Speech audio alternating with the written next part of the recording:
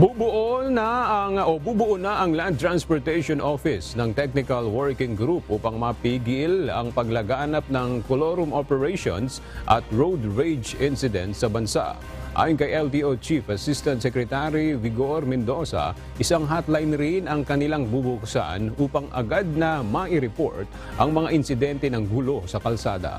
Nakikipag-ugnayan na rin ang LTO sa Kongreso upang maitaas ang penalty sa mga road rage incidents. We will encourage, we will come up with a hotline here kung saan hindi na namin sana hintayin mag-viral pa yung picture, no? Idiretso na ho sa amin and we will issue the necessary show cause order. Bukod sa road rage incidents, layon rin ng bubuuhing TWG na masawata ang operasyon ng mga kolorum na sasakyan sa bansa.